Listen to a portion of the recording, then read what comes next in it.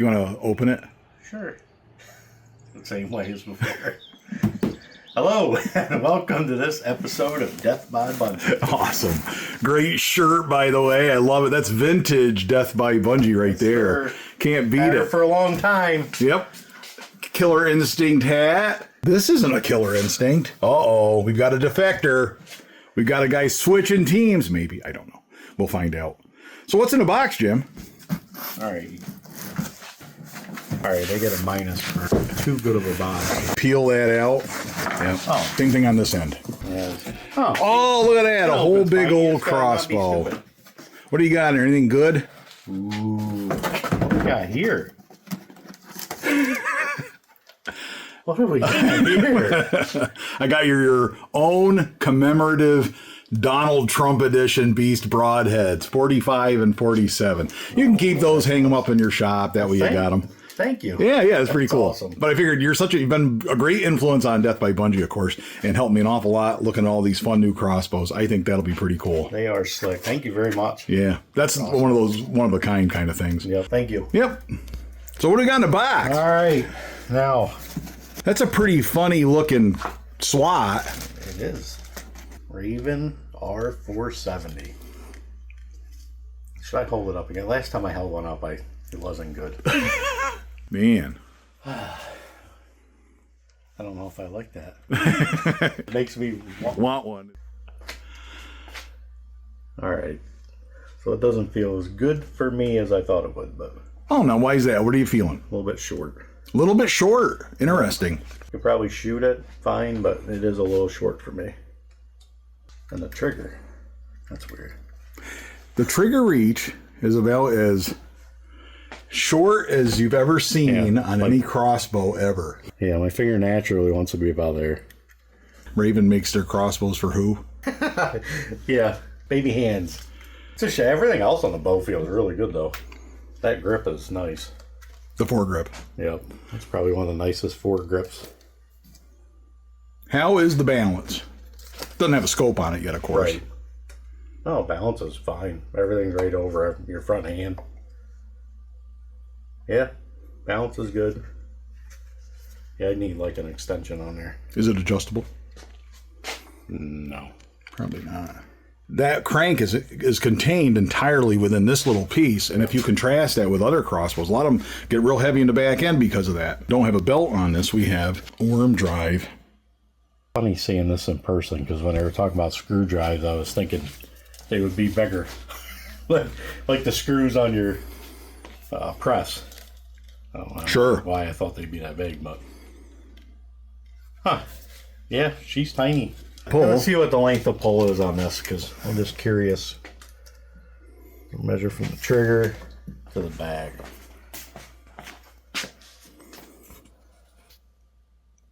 What are you looking at, 13 or so? Yeah, a little bit longer. That is not a lot, though. It's a tiny little crossbow, really. A little bit less than 13. Can you measure the outside width of the cams as long as we're throwing the tape on there? I will assist with the holding of it if that helps. Yep. 12 and a half. 12 and a half inches wide to the outside of the cams, uncocked. So that's our maximum width. Yep. Pretty small. That's a pretty small crossbow. And at the factory, 473. Whew. This will be smoking. This will be the fastest one in the 60-yard backyard. The Ravin R470 bare crossbow, no scope. Just the dangling. 838 grains. 8.3 pounds. So I was wrong. I thought the Ravin would be lighter. What else we got in the box from Ravin? Notice, do not over crank or over decock the bow. Double check that your arrows are not cracked. Confirm your nocks are snug. If you need to twist or remove a knock by hand, they're too loose and damage the bow shot. Have any loose knocks, you can glue them in with a dropper to a super glue or contact Ravin. They will send you new replacements. All right, check our knocks. Arrows. Dun, dun, dun. Ravin arrows. I do like the blazer veins. Oh, and I like the colors. For R500 series only. We don't have an R500. Oh, no. I think we'll be okay. Very important consideration. I have all these arrows right here I've collected for the Raven for the R29X. And I have brand new boxes right here, the lighted ones, 0.001, you know, what more do you want? But very clearly on it says, do not use with R500 series crossbows. That includes the R470. That R470 makes it very clear, only use R500 arrows. So these are 400 grains. I'm assuming with a 100 grainer, it'll be 400 grains. Tiny little 3 arrow sliver. Looks like we got a scope. Ooh, handy. 550 crossbow scope. This is the Raven scope. Verticals out to 2,000 yards. Guaranteed to hit bullseyes at 300 yards. Got little circles in there with lines. All the yardages are marked. 30 to 100. Looks like you gotta zero it in at 50 to start. That's where the center crosshair is at. I am so afraid of the Raven crossbows. Oh man. Probably there's no branding on that. That is funny. Just to show you the comparison here, look how narrow this crossbow is though. And I was telling Jim, how is that not the cocked width? Like this is uncocked. You could hide it behind my Dunkin' Donuts large coffee. And just so you know, Canada, Tim Hortons, that's a large right there, right? That's a large. That right there is a large. That is a large. Yeah, that's what larges look like. But they make modern crossbows look pretty tiny, huh? So here we have a press set up perfect for the SWAT X1, and I don't play with it. You got all kinds of adjustments. You can tighten these up, make this narrower, bring these fingers in together. You got a crank handle right here to bring this closer to this or farther away, right? It's a great little press, bolted down nicely on the crossbow workbench, ready to go. Then you have this thing, right? What do we got on this thing? 4 cables, 2 cable slides, right? Yep. One on top, one on the bottom. One top, one on bottom. This is they're a little intimidating, and I had commented on this before about how the Ravens are a little more intimidating for me. I'm just getting into the pressing. The SWAT is real seamless. I press this thing, I can do it in a heartbeat, but this looks like it's going to be a little bit more work, you think? Yeah. Do you think it would even press in this? Yeah, I think it would. You put your arms on these. Should press. Will it work afterward? That's really the best. Yeah, for me, that's the real question. There's definitely a lot going on with those cables. It's hard to go back to the big stuff. It really is once you've shot the stuff that's this size. Yep. So the difference with this one, though, is that Raven, you know, they're on a cutting edge, and it just is a little intimidating. I really should have started, Jim, with a R10. That's what I should have done. Whatever, yeah. For the Ravens. Yep. I should have started with an R10, shot that for a year or something. Reliable, simple. Yeah. Compared to this. Yep. And I'm not saying this isn't reliable, and it is very easy. It might be the definition of simple in the future. Yep. But for me, as a Raven noob, they're fully served cables, right? Yep. So you're not tuning nothing. Oh, that's true. That's true. Now that's there isn't even like a 1-inch piece of string in there that's exposed to where you have an option of tightening or shortening or anything. The entire string is served. Yeah, I think everything. Looking at it right off the bat, I thought it'd be hard to tune, but there's no tuning. Well, look at that. That's a good point. Unless you get aftermarket stuff, I guess. Right. You just need the press. If you can press this. If that press stays together to press them, you'd be good. Actually, I'll just zoom in a little bit. This is a cool picture. Oh, it looks like a drone. We finally made it outside to the 60-yard backyard. And Jim pointed out how complex this thing is. Look at this. If you look at this bad boy, it is like a spider web going in there. This is very intimidating. Look down the front. Understand. Yeah, look at the front. A lot going on this guy, right?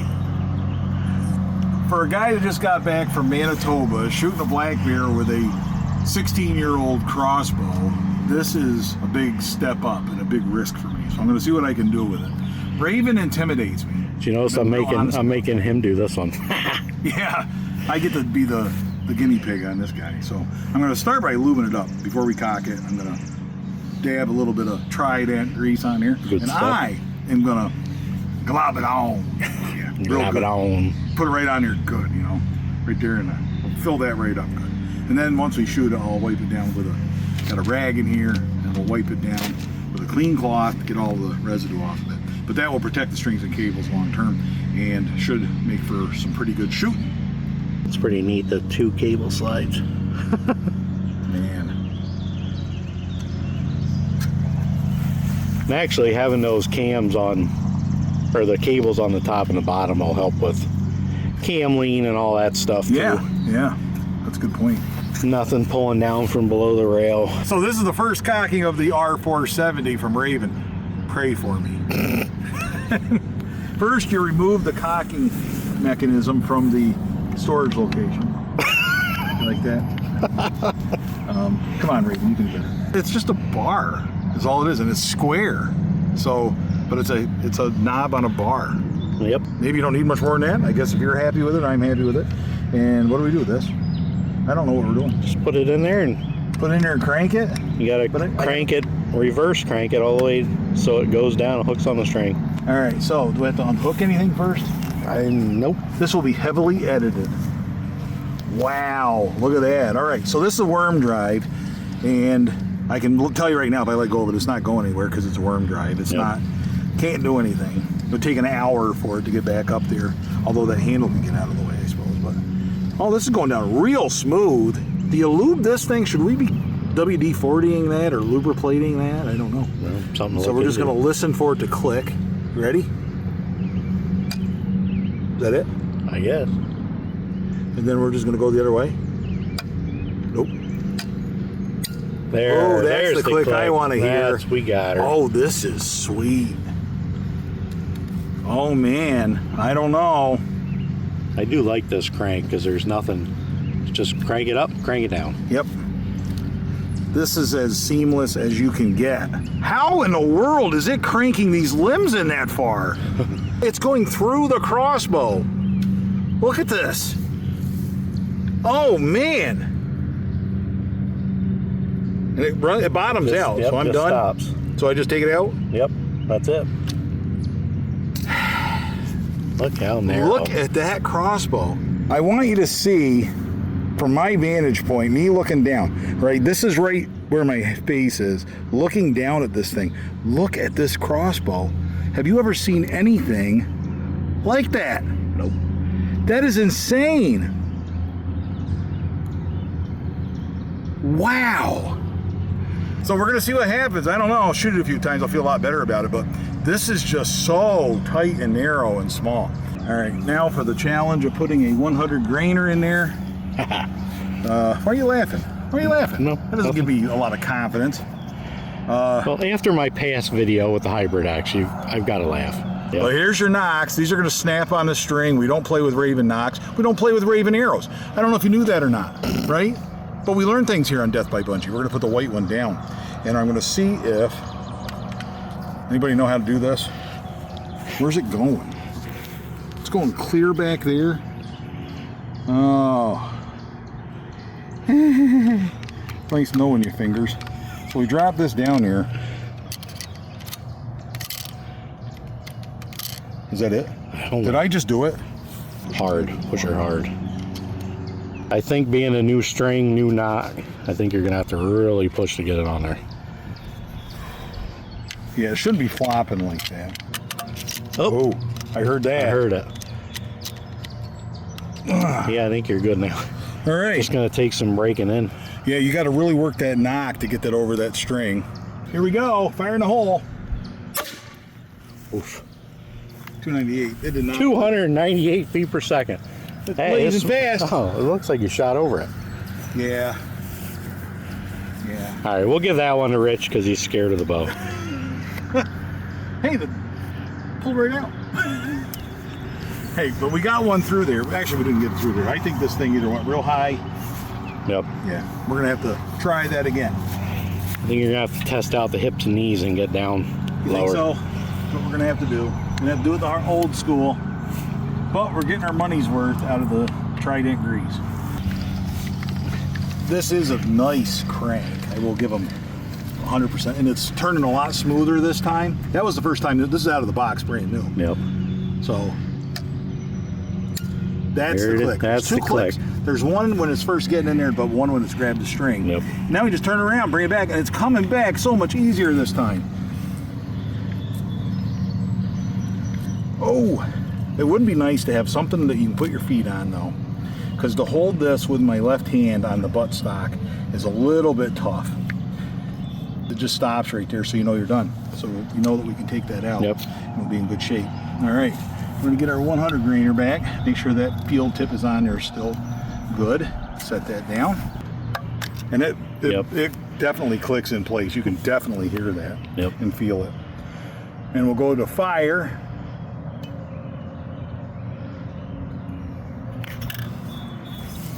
Don't really need the scope, I don't think. But see what we can do here. Error 2. Oh, error.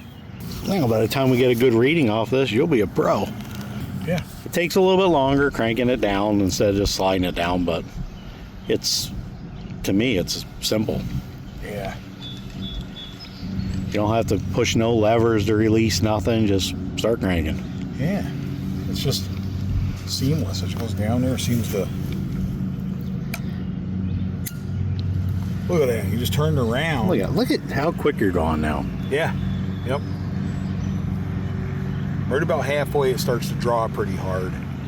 But when you think about what you're doing, and it stops. Kind of like the fact that it just stops. Yep. That's kind of cool. Kind of nice. It almost has like a little barrel on there to guide it. It falls right in. I don't have any problem with that at all. Because we're going fast enough. Maybe it just doesn't like the being that close.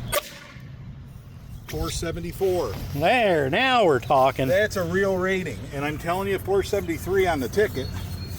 474. Can't beat it. Just can't get too close to this thing. This is an old school chronograph. You got to be a little bit farther away. We're 4 arrow lengths away from it, whereas when we started we were 1 arrow length away. That's what you want to be, at least 1 arrow length to this side, at least 1 arrow length this side. But if you can stretch it out a little bit extra, give yourself some room, you get better readings. Pretty sweet. We're getting the advertised speed. Let's see what we can do with a 150 grainer. Swhacker. All right, I guess it's my turn. Now that I've done it, he knows it's safe. Bring her down.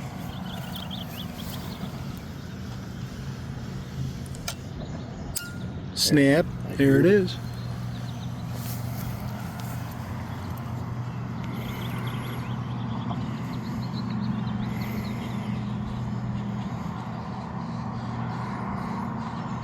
Dead stop. Dead stop.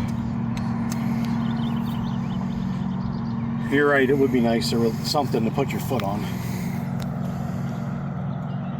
All right, so we're just dropping this down in here, huh? Yep. Yep. It's lined up. Now you just want to force it in there. Yeah, that's what you want. That's the feel that you want. All right. 150 grainer for 450 grain. I'm ready.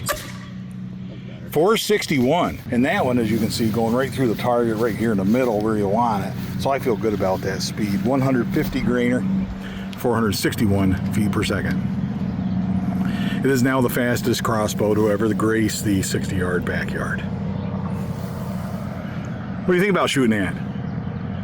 Intimidating. What about the volume? Loud. Yeah, it's loud. It's not hard. The 29X. No. My ears aren't ringing. Yeah, your ears aren't ringing. Yeah, that's the difference. Isn't that weird? I would it's loud, but it's not overly. And for the amount of power you're getting and the size of them limbs and everything, it's going to be. I'm less intimidated by Ravin now, having shot that. I survived. I love that the crank. R470.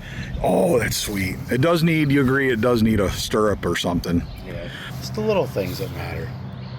Apparently, that's pretty nice. Nice little Ravin symbol on the back. Yeah, it's pretty nice. Nice bow.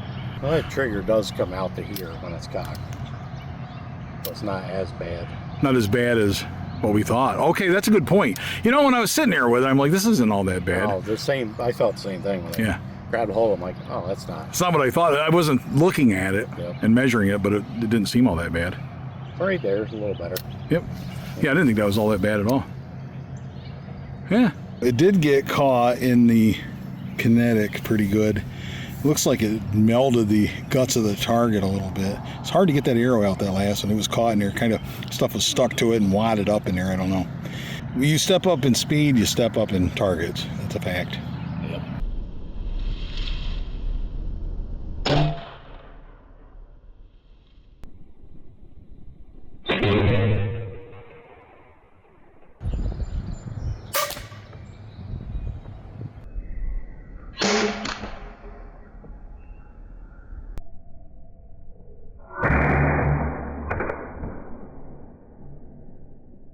And just trying to dial her in at 20 yards before I risk anything at 30, let alone 50. Jeez, your center line is 50. They want to get, you know, whatever. Start sighting it in at 50.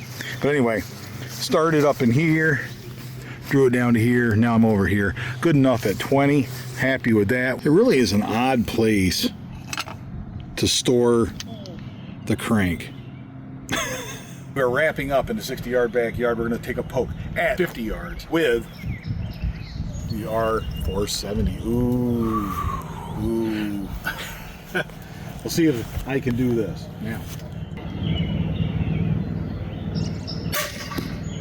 Whoa.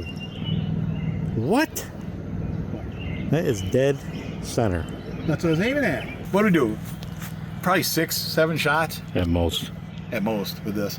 It may feel like, Jim, it may feel like a lot more shots for you because you had to rope cock it so many times. Correct. For me, it's like, you know, I had to crank mine a lot though, that Raven. A lot of cranking. I think I got a little blister. Oh my God. Does that look like a blister?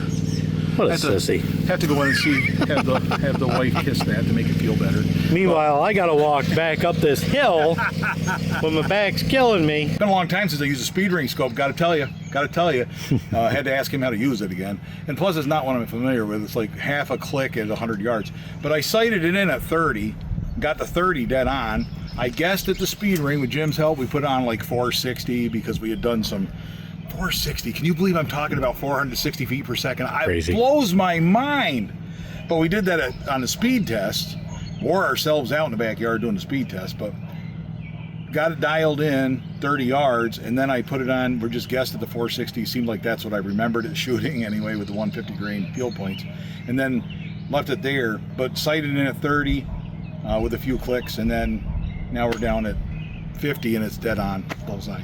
We spent way more time today on getting the chronographing going on, putting a scope on in the basement, coming out here getting the chronographing, the speed testing done.